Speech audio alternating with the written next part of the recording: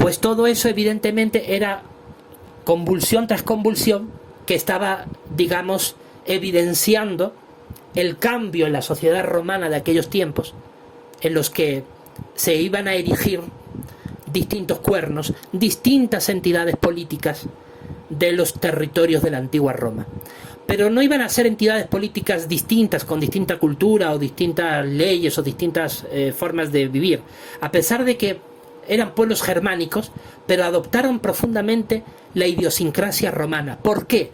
Porque en eso estuvo muy activa la Iglesia Católica Romana, que fue la institución la institución que vertebraba, mejor dicho, que le daba cuerpo y forma al estilo de vida medieval de la época. De hecho, la Edad Media se la describe desde el siglo V hasta el siglo XV aproximadamente. Esa es la Edad Media. Entonces, la Edad Media es la edad de la Iglesia Católica Romana. Fueron 1000 años donde la Iglesia Católica Romana era la protagonista indiscutible de los asuntos políticos europeos. Es la que va a vertebrar la vida social, política, económica y militar de los distintos pueblos de Europa.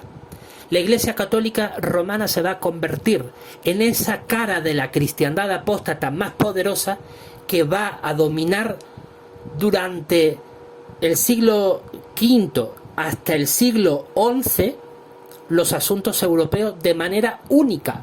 Es decir, la cristiandad apóstata hasta el siglo XI, particularmente hasta el año 1054 después de Cristo, fue la única iglesia cristiana de la época, la más poderosa. Habría otras sectas pequeñitas, pero era tan avasallador, apabullante la influencia católica, que era la institución cristiana, apóstata por cierto, por excelencia, era la que había. Y va a dominar los asuntos de la vida europea durante 1000 años, desde el siglo V hasta el siglo XV. Va a ser la que va a dominar en Europa, buena parte de Europa. Va a ser la hegemónica, es decir, la Iglesia Católica Romana va a ser la única iglesia desde el siglo V hasta el siglo XI, va a ser la única. Luego ya en el siglo XI, en el año 1054, la Iglesia Católica Romana sufre un cisma interno profundo, una fracturación que también se corresponde con los cambios políticos de la época, y entonces la Iglesia Católica Romana de Oriente se va a separar de la Iglesia Católica Romana de Occidente. Y para hacerse diferenciar por nombre de una a otra, la Iglesia Católica de Oriente se va a llamar Iglesia Ortodoxa. Pero la Iglesia Ortodoxa sigue siendo católica. La inmensa mayoría de sus doctrinas, organización estructural, jerárquica, etcétera, va a ser idéntica.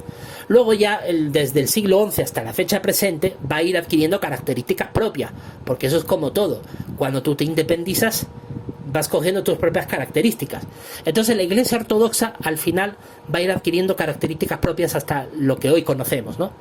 Pero durante los primeros siglos de su independencia de la Iglesia Católica Romana de Occidente, va a tener básicamente la misma estructura doctrinal y jerárquica. Entonces la Iglesia Católica Romana desde el siglo IV, siglo V hasta el siglo XI, 1054 después de Cristo, va a ser la única institución cristiana, entre comillas, existente, y la más poderosa sin lugar a dudas. Y va a ser la que va a dominar los asuntos políticos europeos, tanto en Occidente como en Oriente. ¿Qué hace en Occidente? Pues los distintos reinos, como los visigodos, los francos, los sajones, los britanos, los anglos, los álanos, todos esos pueblos, lo que va a hacer es que les va a imponer el catolicismo, los va a controlar, les va a llegar a decir inclusive en qué territorios pueden conquistar y en cuáles deben de respetar, y va a tener la prerrogativa hasta de coronar a sus reyes. La Iglesia Católica incluso va a ser capaz de coronar a sus reyes, va a mover los hilos. Entonces, ¿qué es lo que había ocurrido? Lo que ha ocurrido es lo siguiente. Lo que ha ocurrido es que la Roma imperial de los Césares se transformó en la Roma católica para poder sobrevivir, porque si no, Roma como tal hubiera terminado en el siglo V, probablemente en el siglo V hubiera colapsado la parte oriental y occidental. Pero para sobrevivir, lo que hizo fue que Roma aceptó que formara parte de ella, aquella religión que vio como una grave amenaza durante siglos, que fue la religión cristiana, la aceptó como parte de su estructura, y eso supuso su muerte como Césares, es decir, supuso la muerte de la Roma de los Césares, porque la Roma de los Césares era profundamente contraria a la Roma cristiana, entre comillas, a la Roma católica, porque la católica o la cristiana había sido perseguida por siglos. Entonces, asimilar a ese cristianismo como parte de la vida romana era básicamente afirmar la muerte de la propia existencia romana tradicional, la Roma de los Césares. Entonces, era una cuestión de supervivencia. Tuvieron que aceptar a la cristiandad apóstata como parte de ella, a la Iglesia católica, porque si no, el Imperio Romano se desintegraba. Llevaba como más de 150 años de profunda crisis económica, política y social.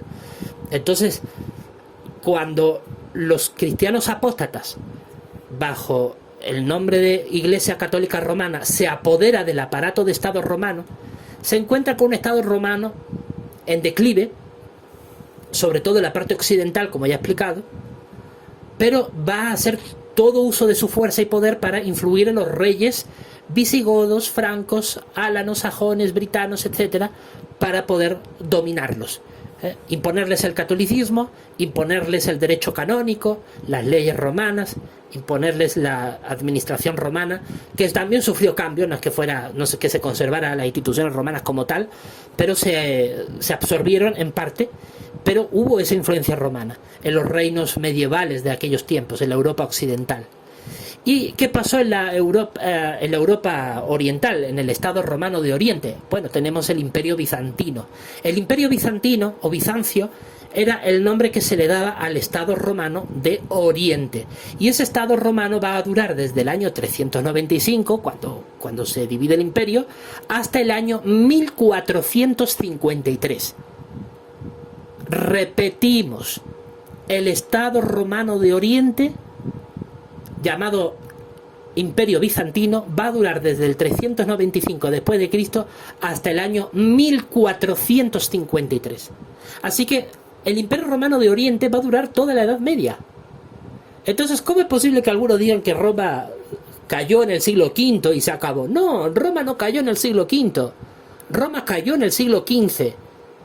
Y no es que cayera, sino que lo que ha hecho ha sido sufrir muchas transformaciones, pero sigue existiendo Roma. Vamos a verlo luego a continuación. Entonces, lo que observamos es que el Estado romano de Oriente como tal, el Imperio Bizantino, que era un Estado romano de características puramente romanas, porque era romano al 100%, no era como la parte occidental, que sufrió transformaciones, donde los visigodos, los francos, los sajones, los anglos traían su cultura germánica y la mezclaban, bajo presión de la Iglesia católica, la mezclaban con las tradiciones católico-romanas. No, en la parte oriental la idiosincrasia romana se mantuvo intacta durante 1000 años. Más de 1000 años, desde el 395 hasta el 1453. Constantinopla, o Bizancio, era la ciudad capital del Estado romano de Oriente Bizancio, que se mantuvo como un solo Estado unificado. Se mantuvo bajo el poder de la Iglesia Católica Romana hasta el año 1053, y luego ya desde el 1053 hasta el 1453, es decir, durante prácticamente 400 años, la Iglesia Ortodoxa los dominó. Pero sabemos que durante los primeros siglos la Iglesia Ortodoxa era idéntica, porque era la misma que la Iglesia Católica Romana. De tal manera que vemos que la cristiandad apóstata, en sus dos caras de una misma moneda, ¿cuál es esa moneda? La cristiandad apóstata. Y sus dos caras una cara era la Iglesia Católica Romana y la otra cara era la Iglesia Ortodoxa. Bueno, pues ambas caras de una misma moneda era la que dominaba a la parte oriental y occidental del Imperio Romano. Solo que el Imperio Romano de Oriente, el Imperio Bizantino, se mantuvo como un solo Estado unificado durante más de 1000 años, hasta el año 1453. Y en la parte occidental lo que hizo fue que se fragmentó en varios estados independientes. ¿Por qué? Porque tenían que surgir los 10 cuernos. Tenían que surgir los 10 cuernos. 10 cuernos. 10 cuernos. Ahora, ¿será tema de debate y de análisis en un futuro? mostrar claramente cuáles eran esos 10 cuernos. Probablemente sea una cifra exacta. Algunos lo han interpretado como que es una cifra simbólica para referirse a la totalidad de reinos que surgieron de Roma. Pero creo que hay probabilidades muy altas de que hablemos de una cifra exacta. Pero no da tiempo en este análisis de considerarlo. Lo que nos queremos concentrar es en el cumplimiento profético de los 3 reyes que vamos a ver a continuación, etcétera, etcétera. Entonces, quiero dejar muy clara esta idea. Hasta el año 1453, el Estado romano de Oriente, como Bizancio, se conserva como un solo Estado unificado, y por lo tanto, en ese año, 1453 después de Cristo, es decir, el siglo XV, Roma oriental se conserva como tal. O sea, la bestia sigue existiendo como tal. Pero en la parte occidental van saliendo distintas entidades políticas. Entonces, evidentemente se estaban conformando, estaba durante 1000 años creciendo los 10 cuernos. Los 10 cuernos estaban creciendo. Claro, cuando hablamos de un cuerno, pues según la profecía bíblica, todo indica que es una sola entidad política. Entonces, evidentemente el Estado romano de Oriente, el Imperio Romano Bizantino, era un solo cuerno. En el Occidente podríamos hablar de varios cuernos. Podríamos hablar, por ejemplo, de Portugal, que luego tendrá una preponderancia importante. Ya tenemos ahí otro, ya serían 2. Tendríamos a Francia, que sería una parte, un cuerno, digamos, emergente de ese imperio, de esos reinos francos que existieron en esos tiempos. Y luego tendríamos a España. España que es curioso porque España en el siglo XV es cuando se consolida la unidad política, específicamente en el año 1492. De hecho, la importancia del siglo XV marca el fin de la Edad Media. Los historiadores indican que bien puede ser el fin de la Edad Media, la caída de Constantinopla en 1453, es decir, la caída del Imperio Romano de Oriente, o bien puede ser el descubrimiento de América en 1492, porque meses antes del descubrimiento de América, en enero de 1492, los reyes católicos unificaron a la península ibérica, unieron los reinos de Castilla, los reinos de Aragón, y se conformó el reino de España. España como tal comienza a existir en el siglo XV. Entonces ahí vemos que al menos tenemos 4 reinos. Cuatro, entre España, Francia, Portugal y Bizancio, ya tenemos ahí como 4. Si le añadimos el de Gran Bretaña, el de Inglaterra, ya tendríamos 5. Si le añadimos el Sacro Imperio Romano Germánico, ya tendremos 6. Tendríamos que incluso añadirle los reinos que con el tiempo se conformaron en lo que hoy es Rusia, porque los rusos también tienen una estructura de Estado muy similar a la del Imperio Romano. De hecho, cuando hablamos de la Rusia zarista, el término zar es una palabra rusa que se deriva de la palabra latina César. Entonces, los zares, que son unos césares de la antigua Rusia, podríamos hablarlo como otro cuerno más. O incluso Polonia, que Polonia durante muchos siglos también constituyó un solo reino. Ya tendríamos 8. O sea, que si nos ponemos a analizar seriamente, es fácilmente que podamos llegar a los 10 cuernos que con total exactitud se profetizó. Pero eso será materia de análisis para otra ocasión posterior, porque no daría tiempo a analizar. Esto es una cuestión muy compleja, de mucho análisis histórico, pero lo que no nos cabe la menor duda es que desde el siglo V, desde los años 400 y tantos hasta el año 1453, siglo XV, durante aquellos 1000 años, la bestia, la cuarta bestia, las piernas de hierro, comienza a experimentar la formación de sus 10 cuernos. Y eso, lo más curioso de todo, es que esos 10 cuernos van emergiendo con la cristiandad apóstata. Recordemos que en la antigua Rusia la iglesia ortodoxa ha sido la dominante. O sea, no se puede negar que Rusia es parte de esa cuarta bestia, de esos 10 cuernos. Porque Rusia tiene los elementos culturales, políticos y religiosos que los europeos. Son cristianos, administración inspirada en el Estado romano, etcétera, etcétera. Incluso durante la Rusia de los zares, que duró varios siglos, la Rusia de los zares, de hecho, es casi contemporánea del Imperio Español, francés y portugués. O sea que hablamos de un cuerno propiamente dicho. Entonces, hablamos de 10 cuernos en total de todas estas entidades políticas que surgen de este Imperio Romano, que ha sufrido una transformación. Porque durante los primeros 500 años, recordemos que la entidad romana, la entidad política de Roma dura más de 2000 años. En esos más de 2000 años de dominación, los primeros 500 años son de la Roma de los Césares. Los siguientes 1000 años son la Roma de los papas o patriarcas, de la Iglesia Católica Romana y de la Iglesia Ortodoxa. Y después de la Roma de los papas vendría la Roma de los estados europeos y de Rusia. Estados europeos como España, Francia, Portugal, Inglaterra y Rusia, Polonia, entre otros. Estados que surgen de los territorios dominados por la antigua Roma. Entonces vemos claramente que durante el siglo V al siglo XV se van conformando las 10 entidades políticas, los 10 cuernos que emergen del cuerpo de la bestia.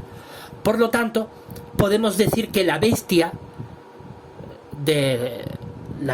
que se describe en el capítulo 7 y 8, ¿no?, de Daniel, es una bestia que existe desde el siglo I antes de Cristo hasta el siglo XV como mínimo,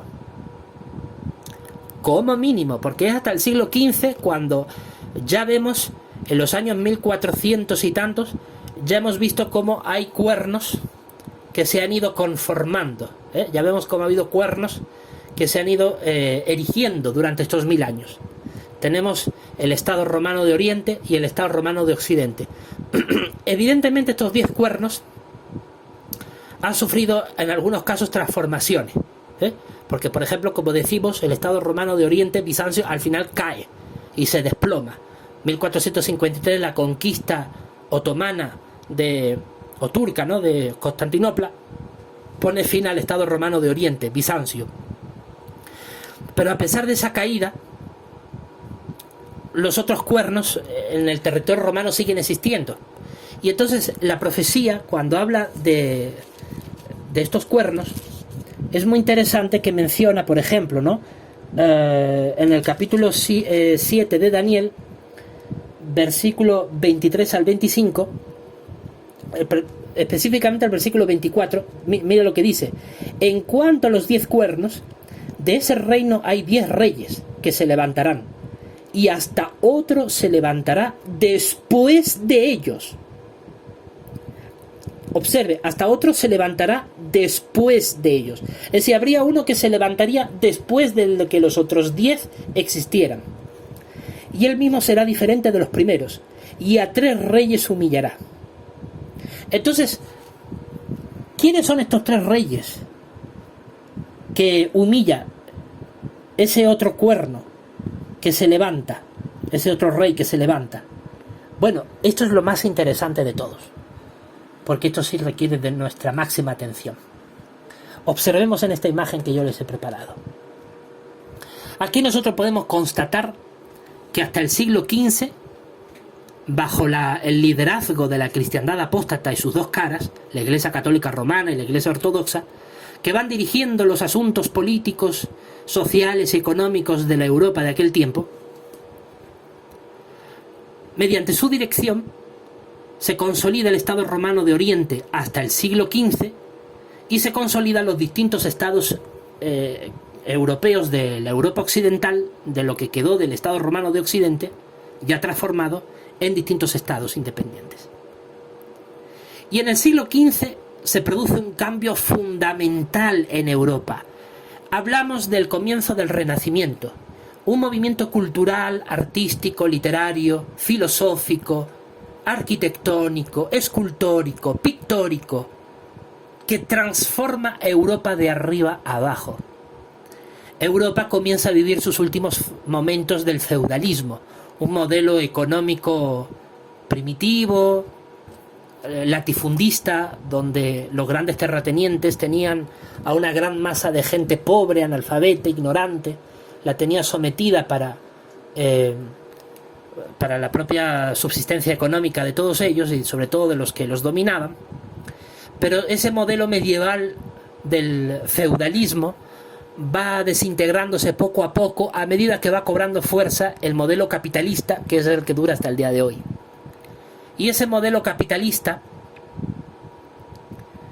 va a ser el que impulse el Renacimiento, con esas pinturas de Miguel Ángel, de Botticelli, de Leonardo da Vinci, toda esa explosión de arte, de literatura, del avance científico.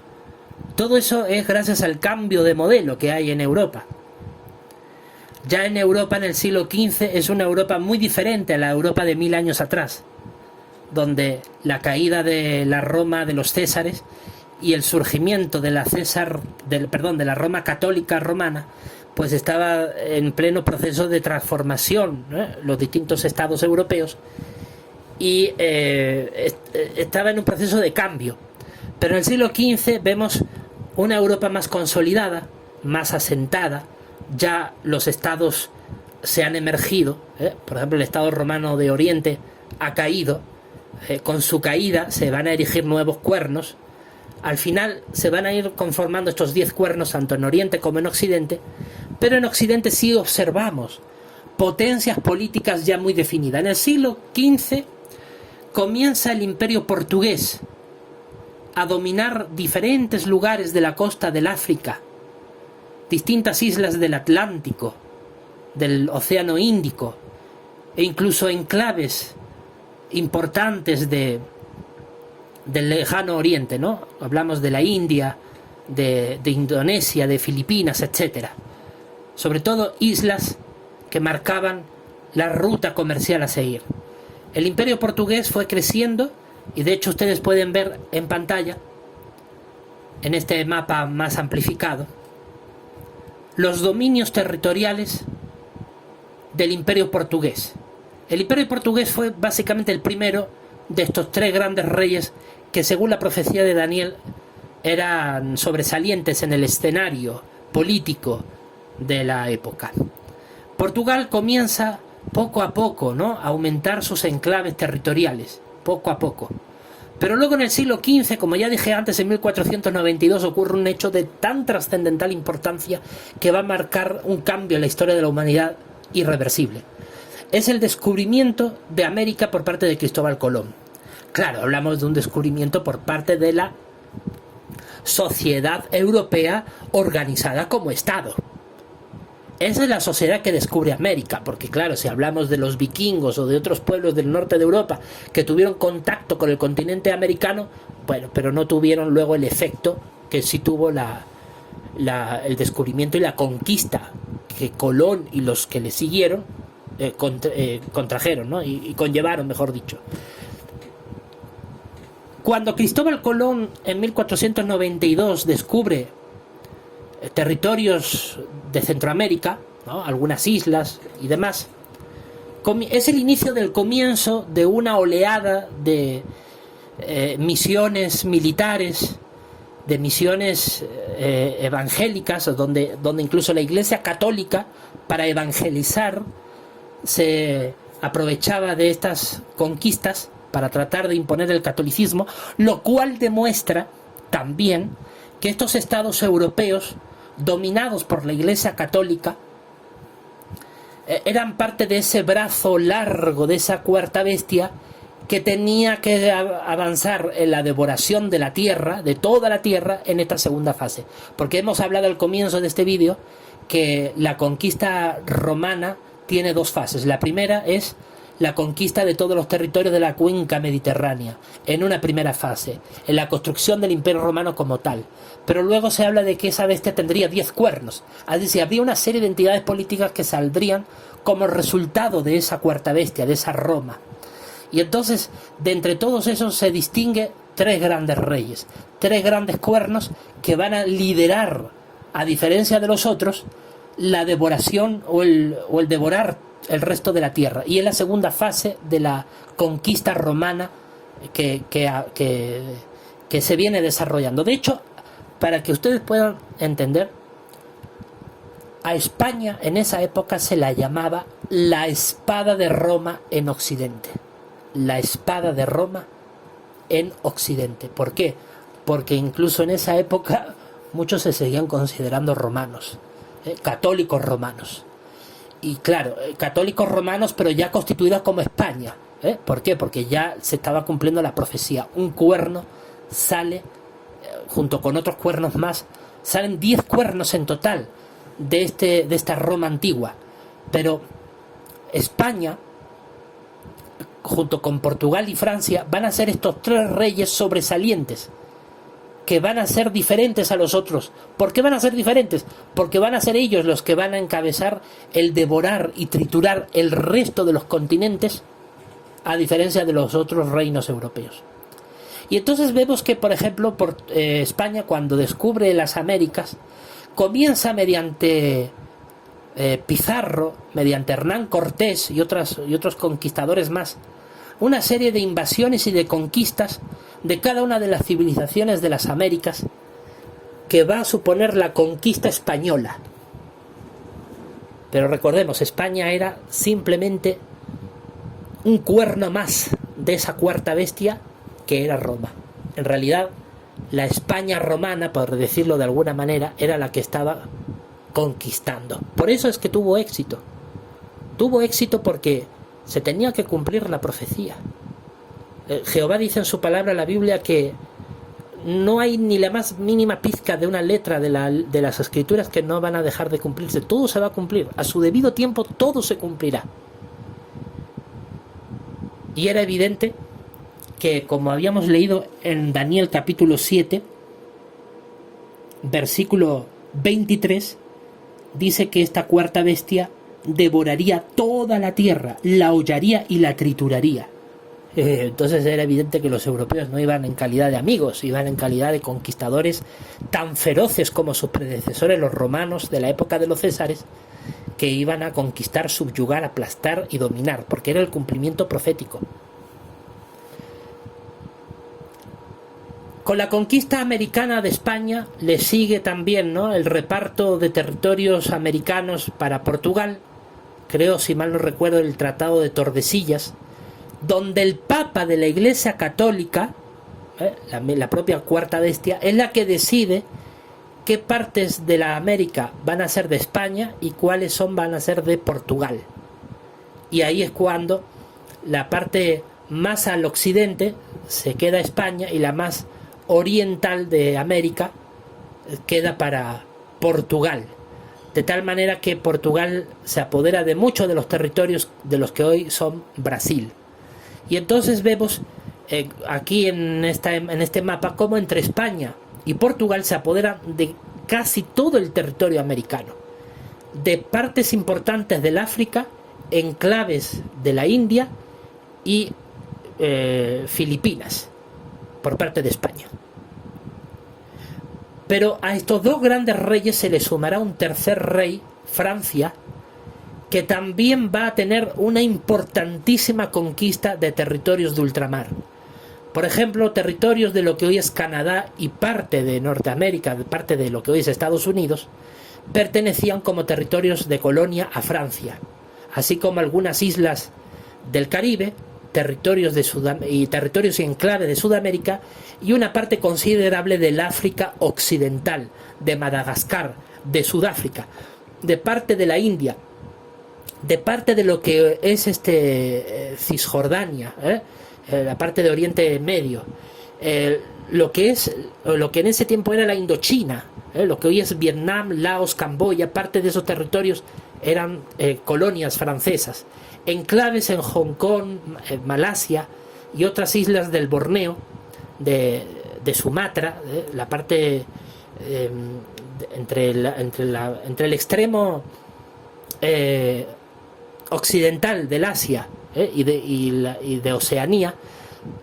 por todos estos territorios y muchas islas del Pacífico se expande la dominación francesa, de tal manera que España, Francia y Portugal constituyen estos tres reyes. Esto lo estoy mostrando para probar que fueron estas tres entidades políticas europeas y no otras las que realmente constituyen la identidad de estos tres reyes, porque la evidencia histórica así lo demuestra. Tan solo estos tres reyes, España, Francia y Portugal, desde el siglo XV hasta inicios del siglo XIX, estos tres grandes reyes realmente dominaron la política mundial, tanto en Europa como en el resto del mundo, por la cantidad de territorios que tenían sometidos. Rusia, por ejemplo, ya que hablamos de Rusia, Rusia fue un territorio que era parte de estos reyes, pero durante esos siglos tuvo un proceso un poco más lento, pero también avanzó en cuanto a la conquista de territorio de lo que hoy sería Siberia, toda la parte del Asia septentrional. Pero no constituye parte de esos tres reyes, puesto que no llegaron a ser humillados o sea, Rusia no llegó a ser humillada por el Cuerno Pequeño como sí lo llegaron a ser estos tres, que luego probaremos a continuación, porque esto hay que probarlo, evidentemente. Entonces vemos que tan solo por la expansión territorial, por el poderío económico, por la gran influencia que tuvieron cada uno de estos reyes europeos, de Francia, España, Portugal, durante el siglo XV hasta comienzos del siglo XIX, se demuestra que son los tres reyes. Luego, como hemos leído en Daniel capítulo 7, versículo 24, dice que después de todos estos reyes se levantaría uno que sería diferente de los primeros y a tres reyes humillaría. El Imperio Británico creemos que fue este rey que humilló a estos otros tres reyes porque su dominación, su expansión territorial, como ustedes pueden ver en el mapa del Imperio Británico que hay debajo, en la esquina inferior derecha de esta imagen que ustedes tienen en pantalla, vemos que la gran mayoría de territorios británicos de ultramar corresponden con territorios que en su mayor parte no habían sometido los otros tres reyes. Es decir, exceptuando lo que hoy es Canadá, que llegó con el tiempo a ser parte de Inglaterra, pero luego Inglaterra, exceptuando Canadá, Inglaterra se apoderó de territorios que ninguno de los otros tres reyes se había apoderado. Por ejemplo, Inglaterra se apoderó en un principio con 13 colonias en Norteamérica, en las famosas 13 colonias que darían lugar con el tiempo a la fundación de los Estados Unidos. Tenía enclaves en Sudamérica, la Guayana británica, enclaves en el África, en el África central, territorios de Guinea, no recuerdo ahora mismo los nombres, del Congo, creo que recordar, no recuerdo bien los nombres, pero si ustedes ven en el mapa, son zonas del África occidental en su parte central que no eran dominadas por Francia y que luego constituyeron colonia británica. Y luego, por supuesto, Gran Bretaña se apoderó en el África oriental desde Egipto, Etiopía, Sudán, Tanzania, Mozambique, Sudáfrica, Lesoto, todos estos territorios desde el norte al sur del África. Es decir, territorios que no habían sido ni de Portugal ni de Francia, se los apodera Inglaterra. Luego Inglaterra se va a apoderar de gran parte de la India, que parte de ello era enclaves portugueses o franceses, era una forma de humillarlos. Y luego se apodera de Australia, Nueva Zelanda y algunas islas de Oceanía. De tal manera que lo que no absorbieron los tres reyes, sí lo absorbió el otro rey que los humilló. Ese es el punto. Ese es el punto, esa es la clave. Lo que los tres reyes no lograron absorber plenamente, porque ya habían absorbido bastante, el Cuerno Pequeño absorbió lo que los otros territorios se dejaron en el camino. Y de esta manera vemos que entre los 3 reyes más el otro rey que los humilló, la inmensa totalidad de los territorios del planeta Tierra los dominaron ellos. Era parte de esa cuarta bestia que tenía que triturar y devorar toda la Tierra. Realmente los únicos territorios que no dominaron fueron los de Rusia. ¿Por qué? Porque, como ya digo, Rusia era parte de esos 10 cuernos. Porque era parte sobre todo la Rusia, la Rusia oriental, ¿no? Perdón, la Rusia occidental, que es donde está Moscú, ¿no? Que antes creo que era como un principado, no recuerdo muy bien el dato, pero antes eran como pequeños reinos moscovitas que eran herencia de la estructura política romana de la Tracia antigua, aunque Tracia es hoy donde está Bosnia, Herzegovina, Kosovo, ¿no? la parte que está al norte de Grecia, pero algunos de los o sea, cuando el Estado romano de Oriente, Bizancio, llegó a consolidarse en la parte oriental, luego ese Estado romano de Oriente comenzó a expandirse un poco más hacia el norte. Por eso es que decimos que Rusia es parte de esos 10 cuernos, porque Rusia pertenece a esos restos de territorio romano del antiguo Estado romano de Oriente. Entonces, en realidad, todo el planeta fue dominado por la cuarta bestia, porque China, aunque no pudo ser plenamente conquistada y sometida, pero tuvo gran cantidad de enclaves europeos que la subyugaron y la sometieron. Así que en realidad esta cuarta bestia sí se apoderó del planeta entero. O sea, se cumplió la profecía a cabalidad. Y eso nadie lo puede negar. Ahora, ¿qué fue lo que ocurrió? Bueno, sigue existiendo Roma hasta el siglo XIX, por supuesto. ¿Por qué? Porque son 10 cuernos, 3 de ellos sobresalientes, España, Francia y Portugal, que van a ejercer su dominio desde el siglo XV hasta comienzo del siglo XIX. Entonces podemos decir que por lo menos hasta el siglo XIX la bestia romana sigue existiendo. Sigue existiendo, con sus distintos cuernos, porque son cuernos que proceden de la bestia. Entonces, ¿qué es lo que ocurre? Bueno, el pueblo de Dios, como antiguo Israel, existió como tal, como pueblo de Dios, desde Babilonia hasta los comienzos de la antigua Roma. Luego ya desde el siglo I en adelante, siglo I después de Cristo en adelante, el pueblo de Dios va a estar en manos de los cristianos. Primero bajo la Roma de los Césares y luego bajo la Roma papal.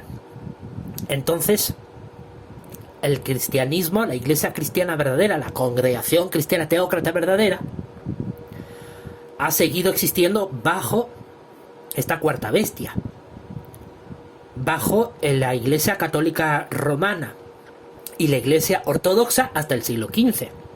Quiere decir que hasta el siglo XV había cristianos ungidos, mire lo que digo, hasta el siglo XV había cristianos ungidos tanto en Oriente como en Occidente de Europa. Pero luego ya a partir del siglo XV en adelante, los cristianos ungidos como parte de este pueblo de Dios que va a estar sometido por esta potencia romana en sus distintas entidades políticas, va a concentrarse mayormente, porque claro, recuerde usted que va a pasar en el tiempo, no es que los ungidos agarren sus maletas y se vayan de viaje, sino que van pasando los años, las décadas, van pasando los siglos, y Jehová van ungiendo a distintos cristianos ungidos de distintos territorios. Entonces, desde el siglo XV hasta comienzos del siglo XIX, la mayor cantidad de cristianos ungidos se encontraban en los territorios españoles, franceses y portugueses.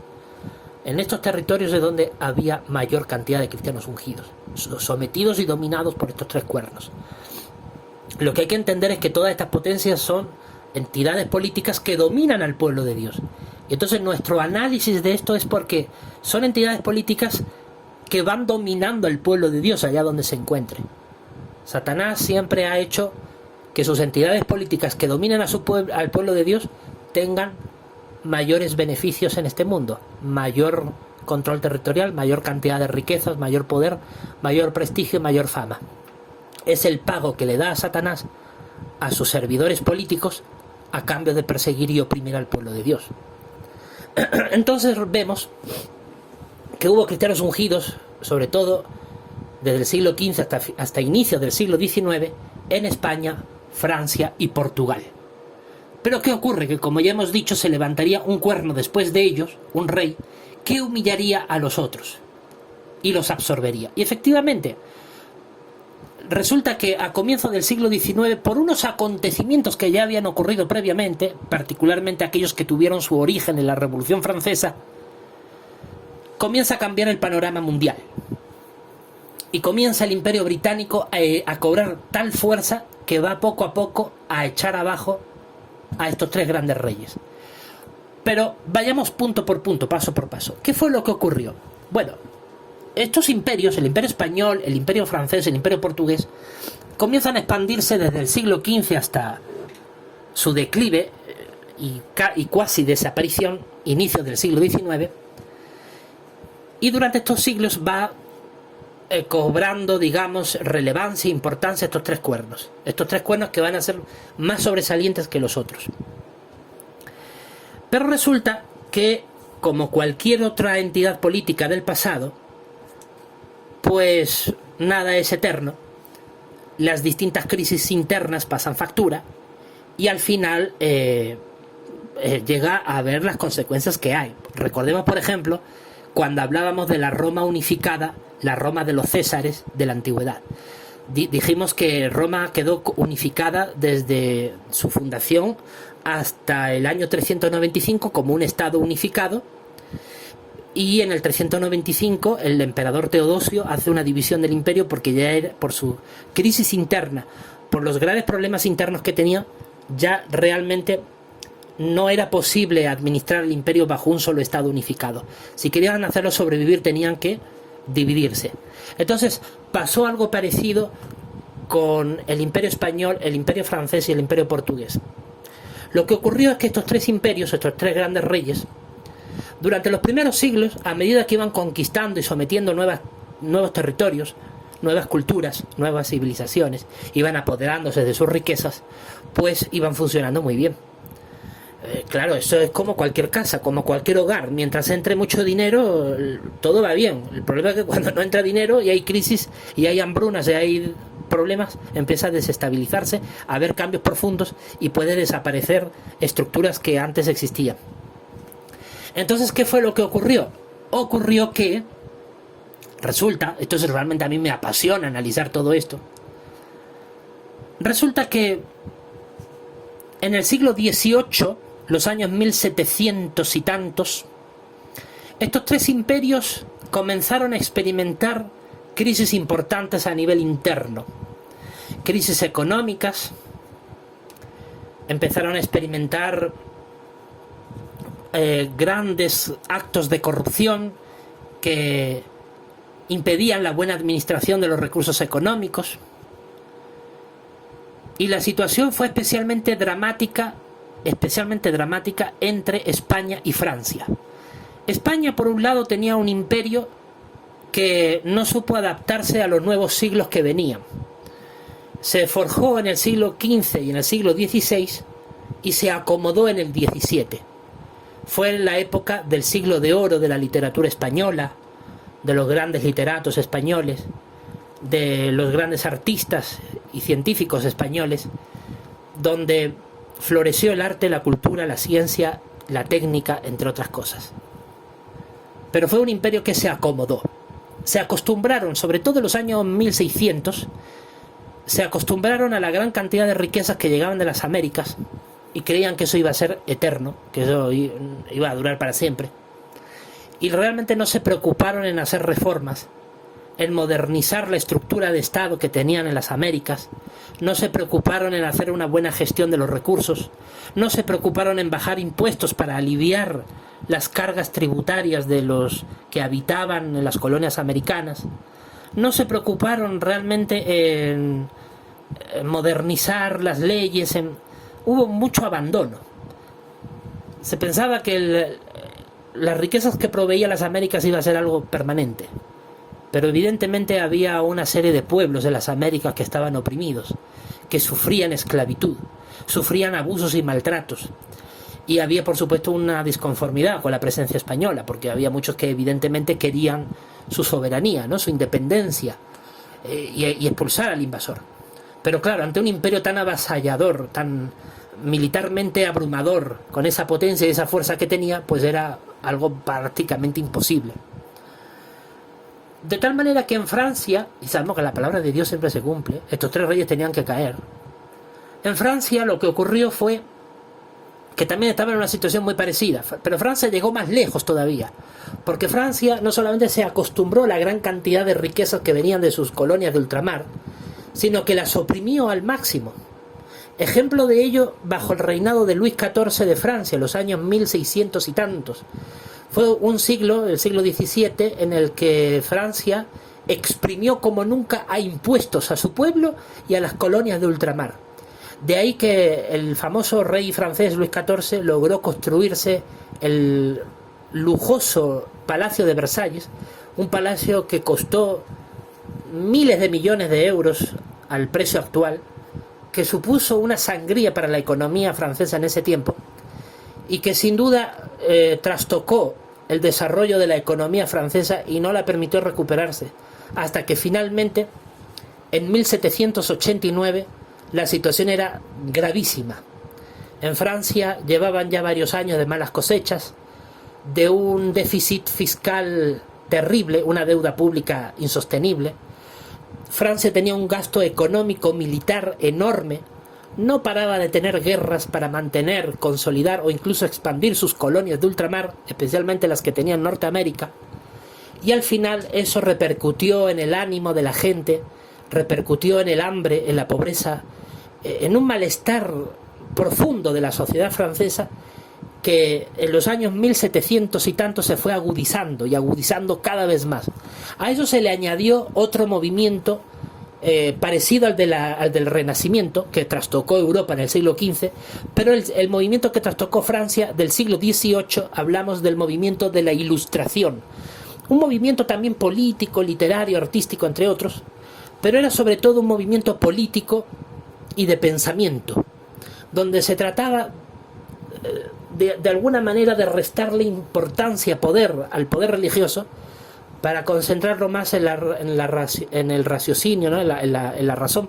Recordemos el famoso filósofo de los años 1600, que era René Descartes, si mal no recuerdo era francés, no sé si era francés o holandés, no lo recuerdo muy bien, pero René Descartes fue el autor intelectual de la filosofía del racionalismo, de que la razón era más importante que el dogma y la creencia. Y entonces eso también influyó mucho en el siglo XVIII para que los franceses especialmente conformaran la construcción del pensamiento de la Ilustración, donde se daba básicamente una adoración a la razón. La razón era lo más importante. Y claro, la razón ponía en tela de juicio muchos dogmas y creencias de la época, como por ejemplo la divinidad de la monarquía francesa, los privilegios feudales del clero católico de la época y un largo etcétera. De tal manera que entre la crisis profunda económica, social y política que tenía Francia en el siglo XVIII, el hambre, la ruina económica, es decir, estaban en una situación muy parecida a la del siglo IV en la antigua Roma. Entonces, esa situación provocó que en Francia se diera el ambiente ideal para una revolución que trastocaría el Estado francés de arriba abajo, transformaría su estructura interna de arriba abajo. Hubo una revolución dirigida por las clases medias, sobre todo las clases comerciantes, las clases burguesas, que dirigieron a las masas populares más pobres para levantarse en armas contra el poder hegemónico establecido de la monarquía francesa e iniciar una revolución que mandó a la guillotina, mandó a cortar cabezas y mandó a la muerte tanto al rey como a la familia real, a buena parte de la aristocracia y de la élite más dominante de la época en Francia. Fue una revolución que duró aproximadamente 15 años, desde 1789 hasta 1805, con el triunfo de Napoleón, que fue el emperador francés que puso fin a 15 años de sangría con sus altibajos durante la Revolución Francesa.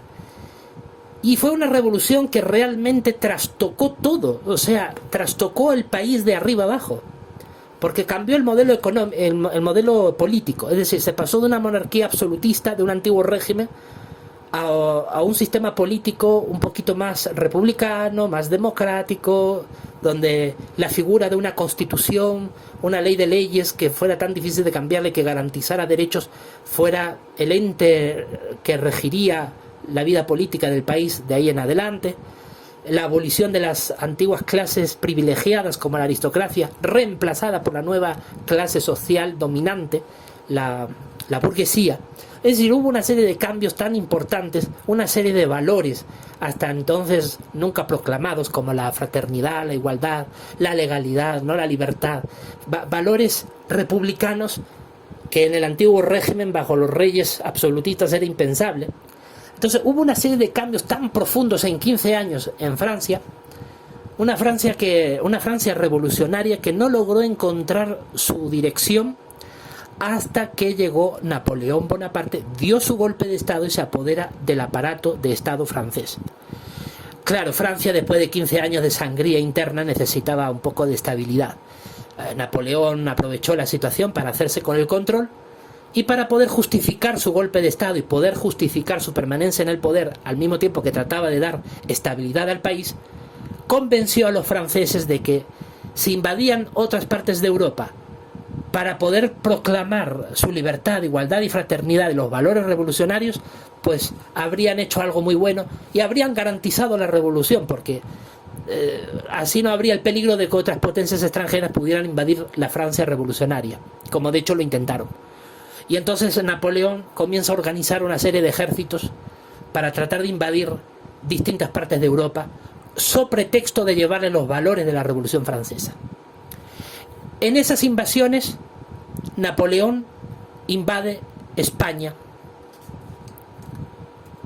con el objetivo de invadir Portugal, que era aliada de Inglaterra en ese momento, y la idea era subyugar a Portugal para eliminar ese aliado a Inglaterra y dejarla sola y sin poder someterla. Esa era la idea de Napoleón. Sabemos que luego Napoleón no lo logró, porque al final Napoleón terminó exiliado, perdió el poder, porque al final se le fue de las manos la conquista europea. Perdieron la guerra entre los rusos cuando Napoleón intentó conquistar Moscú, y fue el principio del fin de Napoleón. Bueno, el resultado de toda aquella invasión, en cuanto a las consecuencias en estos tres reyes, que es lo que nos interesa, es que cuando Napoleón invade la península ibérica, España, con la idea de también invadir Portugal, pues vemos que son tres reyes que entre ellos se están haciendo daño. Es lo que estamos viendo. Son tres reyes que entre ellos se están haciendo daño. ¿Qué pasa? Que cuando Napoleón dirige sus esfuerzos a España, ya para ese tiempo, hablamos ya de comienzo del siglo XIX, muchos de los territorios de ultramar de Francia habían sido o bien conquistados por otras potencias europeas, especialmente Inglaterra, o bien habían sido vendidos a ellos por la profunda crisis económica que tenía Francia. De tal manera que a comienzos de los años 1800, Francia apenas tenía territorios coloniales de ultramar. Así que ya era un cuerno que se estaba viniendo abajo. Al invadir Napoleón España, hizo que la profunda crisis que también vivía España, como ya hemos dicho antes, contribuyera a la profunda desestabilización de sus colonias americanas. De tal manera que eso favoreció la creación y conformación de una serie de juntas militares que comenzaron a aprovechar la crisis interna de España para ver maneras de consolidar una independencia en la América Latina. Ahí fue cuando los generales militares, que debiendo lealtad a España la traicionaron para aprovechar y consolidar la independencia de sus territorios, fue cuando generales militares como José de San Martín, Simón Bolívar, Sucre, Miranda, entre otros, aprovecharon la crisis interna de España para organizar juntas militares, juntas de gobierno autónomas que proclamaran independencia y pudieran ejercer su propio control de independencia en España, desde España, es decir, que se independizaran de España y comenzaran a construir estados soberanos en las Américas. Claro, eso fue un proceso lento, no fue de la noche a la mañana, pero realmente duró pocos años. Durante las primeras décadas del siglo XIX, este proceso se fue consolidando, de tal manera que los ejércitos militares españoles que estuvieron en la América Latina se fragmentaron en dos bandos. Unos apoyaban en lealtad a España para que mantener los territorios unidos a España, y otro bando de los ejércitos apoyaron a estos líderes que ya he mencionado antes en el intento de causar la secesión, causar la emancipación, la independencia de España. Entonces resulta que se produce una serie de batallas, de guerras en la América Latina, que van logrando que poco a poco las distintas colonias americanas españolas se vayan independizando de la gran metrópoli de España y vayan alcanzando su independencia. Le va a ser relativamente fácil porque España va a estar muy ocupada internamente en poder librarse de la invasión napoleónica. Así que vemos que la Revolución Francesa fue el detonante que a largo plazo causó la caída del Imperio francés y del Imperio español. Pero como bien sabemos, las fuerzas napoleónicas no solamente se quedaron en España, sino que también avanzaron hasta Portugal. Ahí fue cuando un famoso rey portugués, no recuerdo su nombre ahora, salió huyendo junto con toda la administración del Estado portugués hacia Brasil para tratar de salvar su vida y su imperio. Huyen a Brasil y se instalan en Brasil.